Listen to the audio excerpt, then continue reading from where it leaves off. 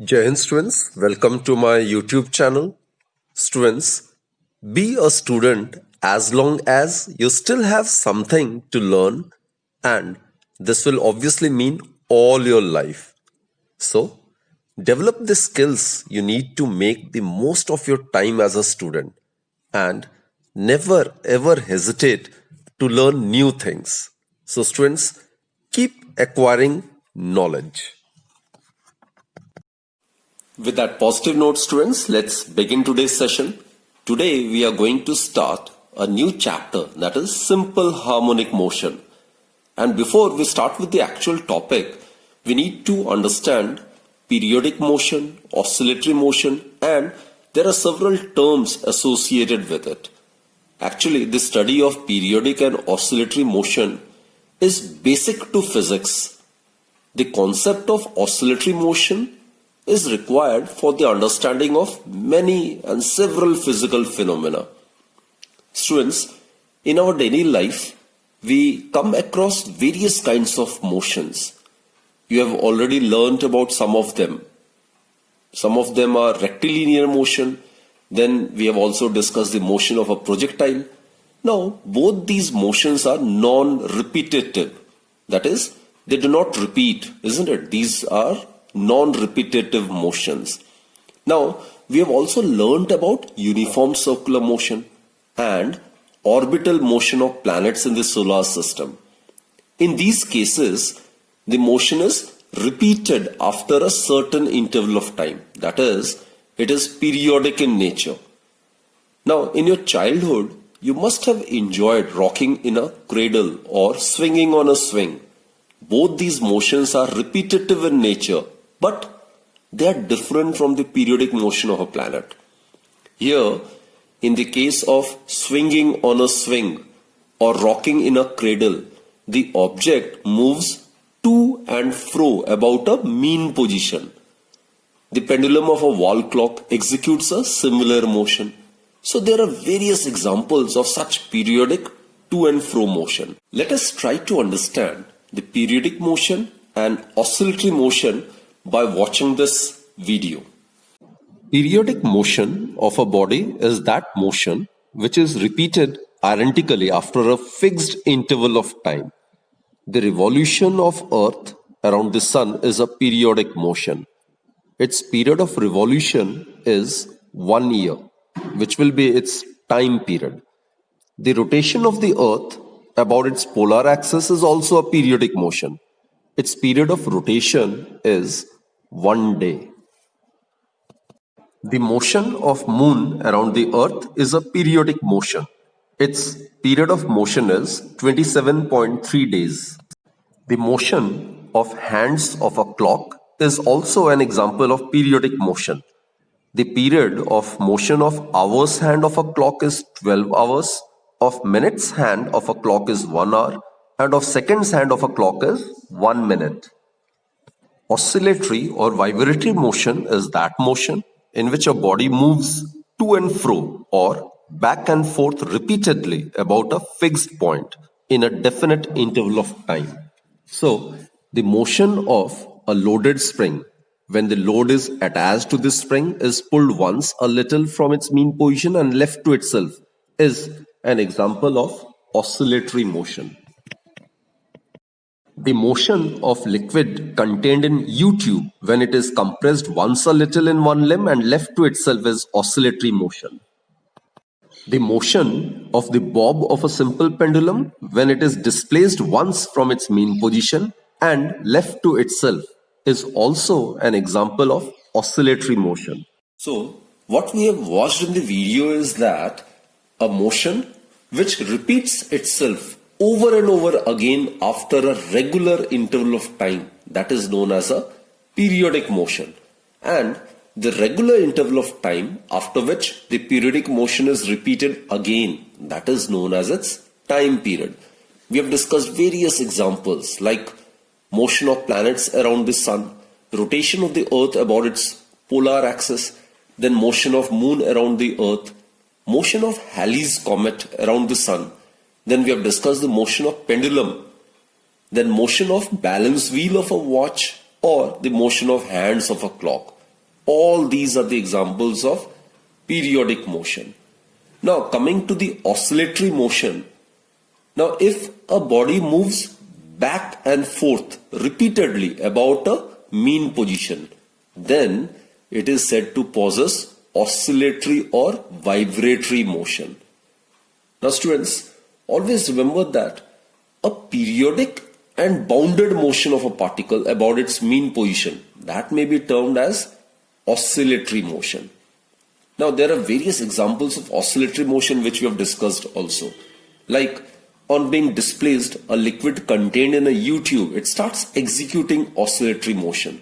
Then on being pulled and then released, a load attached to a spring, it starts executing oscillatory motion. So an essential concept in oscillation is that of position of equilibrium. I repeat students, the essential concept in oscillation is that of position of equilibrium. If a system is disturbed from its position of equilibrium, that is, if a system is disturbed from its mean position and left to itself, then it starts oscillating about its mean position. So that is why it is correct to state that a periodic and bounded motion of a particle about its mean position, it may be called as oscillatory motion. So therefore, this is a very, very important point to be noted down. A periodic and a bounded motion of a body or a particle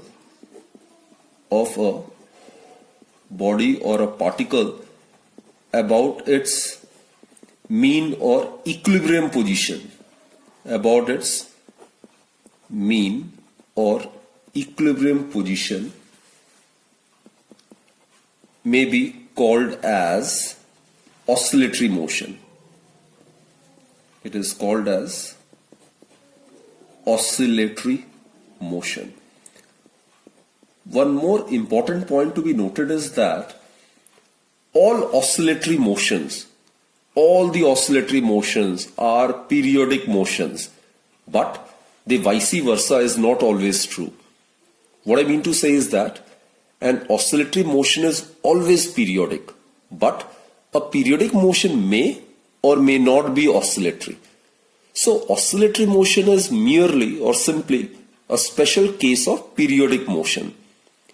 So as an example, the motion of planets around the sun is periodic, but it is not oscillatory.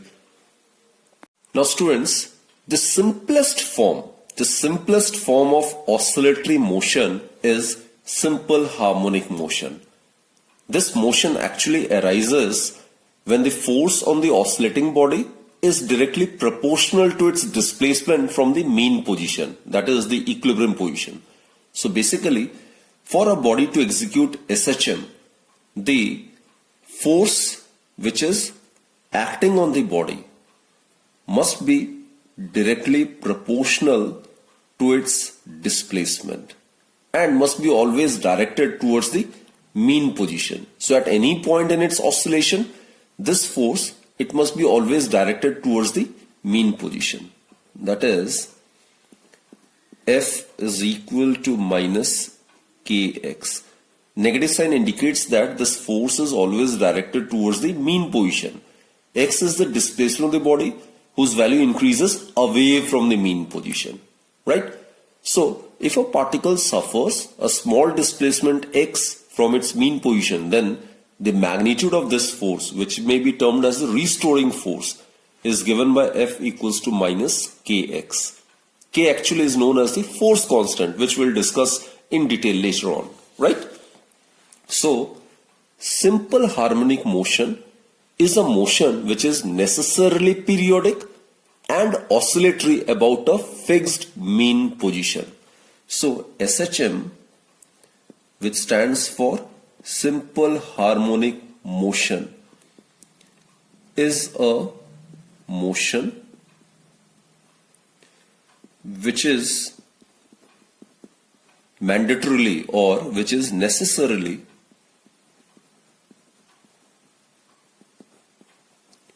periodic. That is, it must be repetitive motion. And oscillatory. It must be periodic and bonded motion. About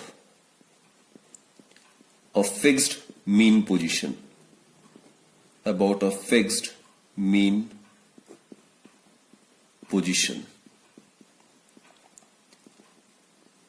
So actually a particle which executes simple harmonic motion is always in the state of stable equilibrium at its mean position. So it is the position where the body comes in the state of stable equilibrium. So basically, students, what happens is, if a particle is disturbed slightly from its mean position, then it tends to return to its mean position. And the force which tends to bring the particle back to the mean position is what we call as restoring force. Here F stands for the restoring force.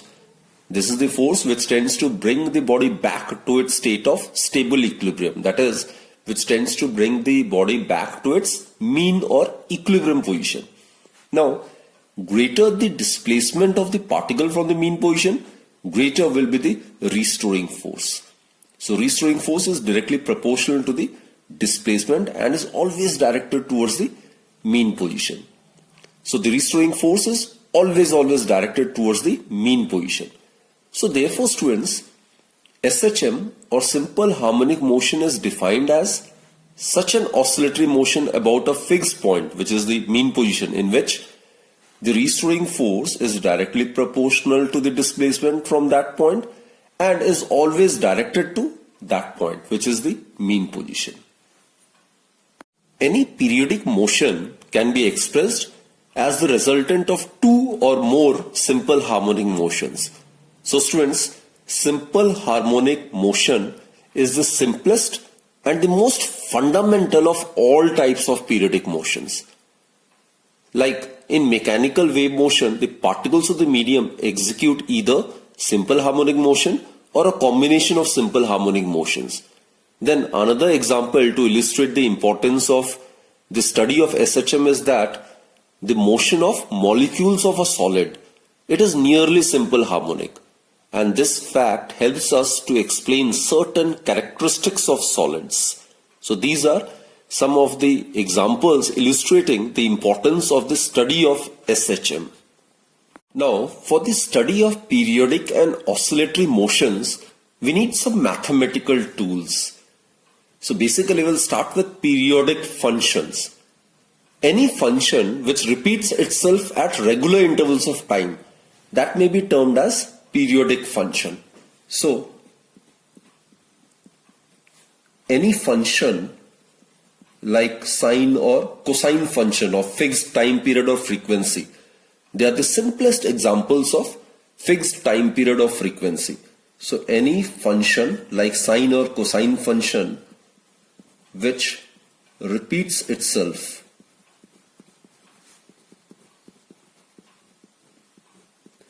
at regular intervals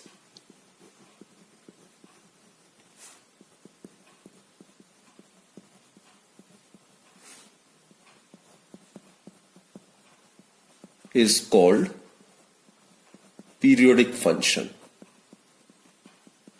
And as I've stated, sine and cosine are the only trigonometric functions which are of periodic nature.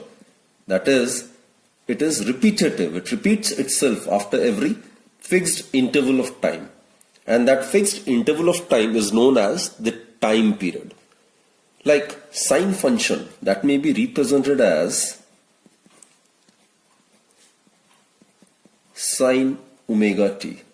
This is actually the angular frequency, which is equal to 2 pi by t. Capital T here represents the time period.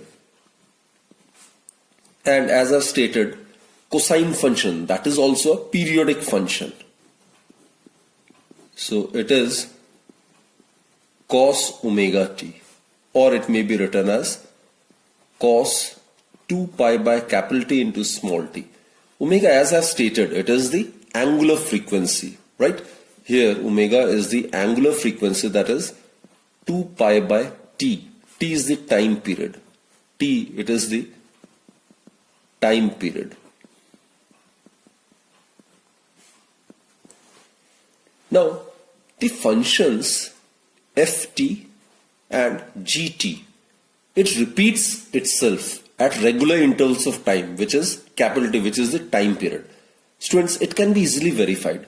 Now, let us verify this fact that these two functions are periodic functions. Let us mathematically justify it. Consider ft plus capital T.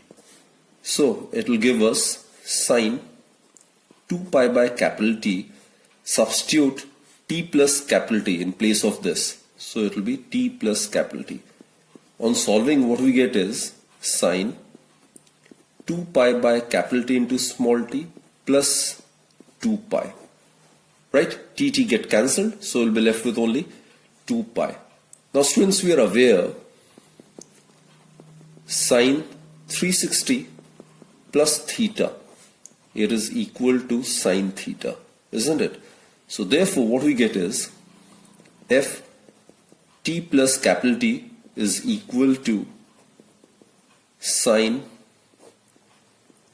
2 pi plus 2 pi by capital T into small t. Simply rearrange the terms and it can be written in this form. So sine 360 plus theta is equal to sine theta. So we get sine 2 pi by capital T into small t, which is equal to ft. So what we have proved is, students, f t plus capital T is equal to ft.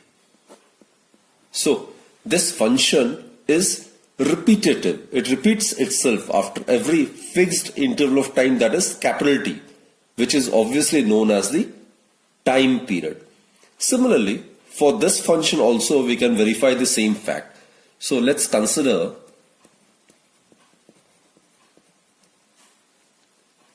g t plus capital T. So what we get is, it will give us cos, this is 2 pi by capital T, and in place of small t write small t plus capital T. Right? Let's expand it. So what we get is cos 2 pi by capital T into small t plus tt will get cancelled, so we'll be left with 2 pi. Also students, cos 2 pi plus theta is equal to cos theta. So let's make use of this. Therefore, gt plus capital T, it will give us, you can rearrange this term, you can write it as 2 pi plus 2 pi by capital T into small t. So it is in the form of cos 2 pi plus theta, which is equal to cos theta. So we'll have cos 2 pi by capital T into small t, which is gt. Therefore, gt plus capital T is equal to gt. So students, from 1 and 2, what we have verified is sine and cosine function. It repeats itself after fixed interval of time capital T, which is the time period, and thus sine and cosine are the periodic functions which repeats itself at regular intervals of time. Right? In general, the periodic functions may be expressed as fn t. It may be written as sine 2 pi by capital T multiplied by n times small t. Right? And the cosine function, it is also periodic in nature. So it may be written generally as cos 2 pi by capital T into small n times t. Here small n, it's equal to, for sine, it's equal to 1, 2, 3 and so on. And for cosine n, it should be initiated from 0, 1, 2, 3 and so on. Right? Now students, the great importance of periodic sine and cosine functions is due to a remarkable result which is proved by French mathematician Joseph Fourier, and any periodic function of period capital T, however complex it may be, it can be expressed as a superposition of sine and cosine functions with suitable coefficients. And this statement, students, it is popularly known as Fourier theorem. So actually mathematically, Ft, it may be represented as the superposition of sine and cosine function. So it is written like this: summation n equals to 0 to infinity an, it's the coefficient, cos 2 pi n divided by capital T into small t. Capital T is the time period, plus that's the linear combination or the superposition, right? Bn sine 2 pi by capital T into small n multiplied by small t. Now students, if we expand it, then we'll get these terms. Let's expand this first term, right? So what we get is n is to be initialized from 0. So here we'll get a naught, a0. And if we place n equals to 0 over here, then cos 0, it will become 1, right?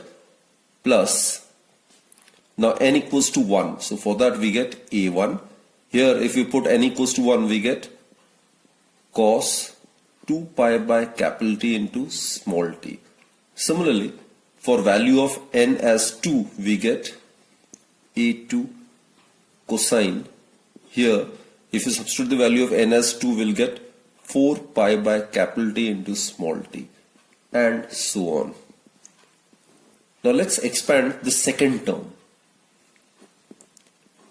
Now here, if you substitute the value of n equals to 0 over here, then sine 0, it is 0. 0 multiplied by anything would be 0 only, right? Then n equals to 1. For n equals to 1, we will get b1 sine 2 pi by capital T into small t plus b2 sine, if you substitute the value of n over here as 2, we will get 4 pi by capital T into small t, and so on. Now this expression actually is called Fourier series, and a0, a1, a2, b1, b2, these all are the Fourier coefficients. These are actually constants, right? So they are known as Fourier coefficients, and the values of these coefficients depend upon the nature of the periodic function. And students, the important point is a periodic function for which only the Fourier coefficients a1 and b1 are non-zero, that is called simple harmonic motion, right? So simple harmonic motion, in order to represent it, then only the coefficients a1 and b1 must be non-zero. A simple harmonic motion, that is SHM, is mathematically represented as or represented by the periodic function Ft, and here only the coefficients a1, b1 are non-zero. Only a1 and b1 are non-zero. Rest Fourier coefficients are 0. Therefore, we will be left with a1 cos 2 pi by capital T into small t plus b1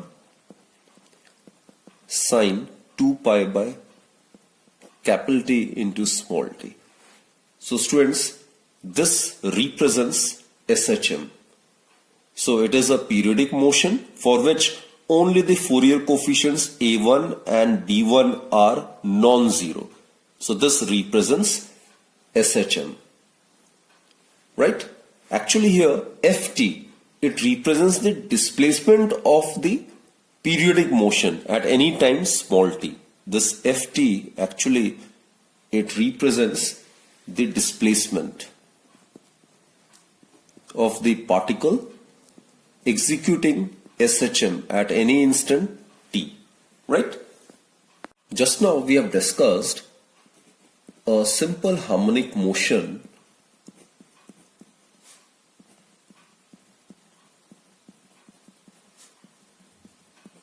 that is SHM, can be represented by the function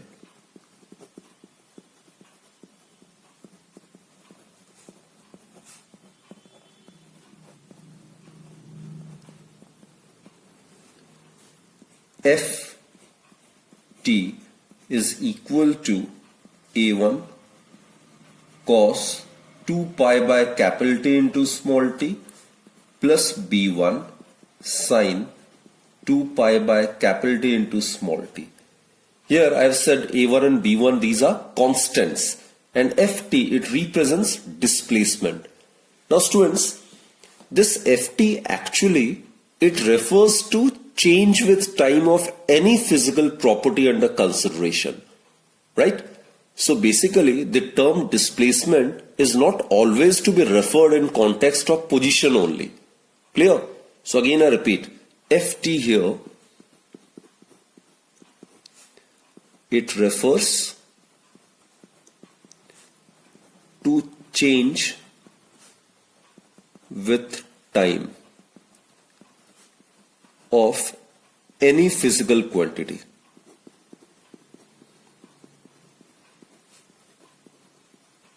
This is a very important point to be noted down so as to understand the concepts in a better manner. For example, students, the pressure variations in time during the propagation of sound waves, or rather we can consider the changing electric and magnetic fields in a light wave. These are the examples of Ft, which is displacement in different contexts. Now the displacement variable may take both positive as well as negative values, and it should be noted that in experiments based on oscillations, the displacement is measured, Ft is measured for different times t, right? So it is dependent on time t. Clear, students? So therefore, students, now what we do is, we will properly choose the coefficients A1 and B1, and this SHM, it can be expressed by a periodic function. Let us consider the first case. Here what we consider is, suppose A1 is equal to capital A cos phi and B1, it is another coefficient or constant, suppose it is minus A sin phi. I'll elaborate the meaning of phi and A later on, right? So now squaring or adding both the sides, what we get is A square cos square phi plus A square sin square phi. It will give us A1 square plus B1 square. Now students, A square can be taken as common. Cos square phi plus sin square phi is 1. So it implies that A square, it would be equal to A1 square plus B1 square, or A, it's equal to square root of A1 square plus B1 square. Further students, if you divide these two, right? So what we get is this divided by this, right? So what we get is tan phi, it's equal to minus B1 by A1, or this phi, it may be written as tan inverse minus B1 divided by A1. So remember these two results. Here capital A in terms of A1, B1, it would be square root of A1 square plus B1 square, and phi, the expression for phi is tan inverse minus of B1 and A1, B1 divided by A1. Now students, if you substitute this value of A1 and B1 in this equation, what we get is, substitute this value of A1 over here. So what we get is A cos phi cos 2 pi by capital T into small t. In place of B1, write minus A sin phi sin 2 pi by capital T into small t. Now this is in the form of cos A cos B minus sin A sin B. So A, it can be taken as common.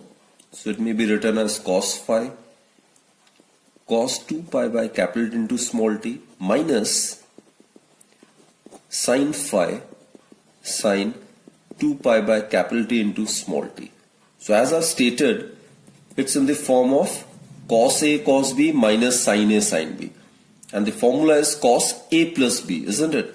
So it may be written as A cos 2 pi by capital T into small t plus phi. So ft may be represented as A cos 2 pi by capital T into small t plus phi. Now here, as I've stated, ft, this actually gives the displacement of SHM at any time t. And the maximum value of cosine function, it's equal to 1, isn't it? So the maximum value of ft is equal to A. And the maximum value of the displacement is A. Therefore, A is called as amplitude of the SHM. So here A is the amplitude, which in terms of A1 and B1 was given by square root of A1 square plus B1 square. Clear, students? And phi, it is actually the initial phase. This argument part of the trigonometric function cos, this represents the phase at time t. Now initially, at the beginning when t equals to 0, then this phase will become phi, which will be known as the initial phase. Clear? And here 2 pi by capital T, this we have already discussed, it represents the angular frequency. Now let us attempt the second part. Let us consider the second alternative, right? We can express this in form of sine function as well. Here we have expressed it in the cosine form. Now let's try to represent this above equation in the form of only sine function. For that, students, let A1, which is the coefficient of the constant, be equal to A sin phi, and B1 is equal to A cos phi. So again, squaring and adding, what we get is A square sin square phi plus A square cos square phi, and here we will be left with A1 square plus B1 square. Here capital A square can be taken as common, so we will be left with sin square phi plus cos square phi, which is equal to 1. So it implies that capital A square is equal to A1 square plus B1 square, or A, which I have stated as the amplitude, the maximum displacement, it is given by square root of A1 square plus B1 square.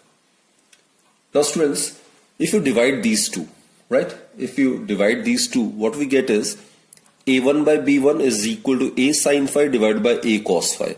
A get cancelled, so we'll be left with sin phi by cos phi, that is tan phi, and it will be equal to A1 divided by B1, that is phi in this case, which is the initial phase, it will be represented as tan inverse A1 by B1. Clear, students?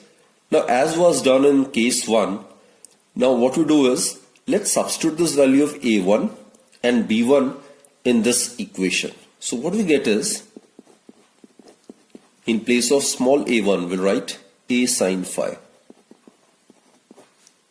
then cos 2 pi by capital T into small t, plus in place of B1 write A cos phi sin 2 pi by capital T into small t. So here we can take A as common, so we can write as sin phi cos 2 pi by capital T into small t plus cos phi sin 2 pi by capital T into small t. So students, it is in the form of sin A cos B plus cos A sin B, isn't it? So sin A cos B plus cos A sin B. So it may be represented as sin A plus B. So that is sin 2 pi by capital T into small t plus phi. So both these equations are obtained from this particular equation.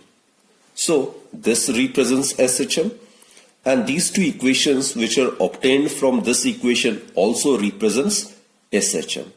So put this as equation A and this as equation B.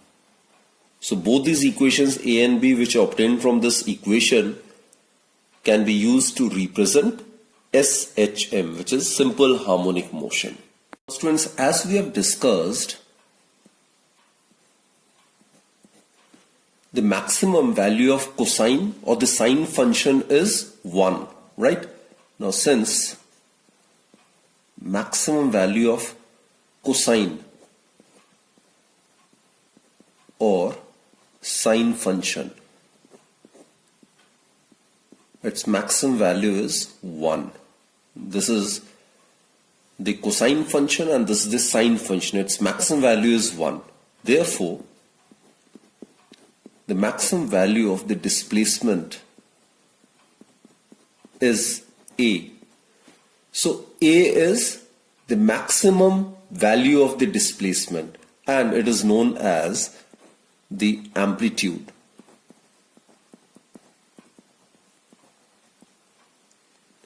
Clear? It is known as the amplitude of SHM, amplitude of simple harmonic motion, right? Ft over here represents displacement. So the maximum value of displacement is A and the maximum value of displacement is known as amplitude. So A represents amplitude of SHM. Now another important point is that the argument of the trigonometric function in equation A and B, argument is 2 pi by capital T into small t plus phi. This represents the phase at time t. So the argument, that is 2 pi by capital T into small t plus phi, this represents the phase, which is the state of vibration of the particle under consideration. Now it may also be represented as phase. It may also be represented as 2 pi by capital T, its angular frequency omega. So omega t plus phi. Here omega is the angular frequency. It is 2 pi by capital T. Capital T is the time period. Right, students? So this entire term, which is the argument of the cosine or the sine function, that represents phase, which is the state of vibration of the particle or the body executing SHM under consideration. Now students, if t equals to 0, then this phase, it will become at t equals to 0, it will become equal to phi. Now substituting t equals 0 over here, this term gets eliminated. So we get phase at t equals 0 is equal to phi. So this phi is known as the initial phase. It is known as the initial phase, or there is other term as well. It is also known as epoch. E-P-O-C-H. Right? Another interesting fact to be noted down as students, considered on these two equations. This is the cosine function and this is the sine function. Both represents the displacement of a particle executing SHM. Now here students, if this phi is changed to phi plus pi by 2, right, then we will obtain this function, isn't it? So what we conclude is these two functions differ in by phase of pi by 2. So the equations or the functions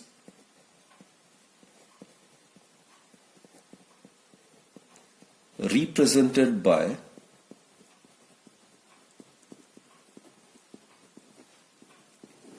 A and B, they actually differ in phase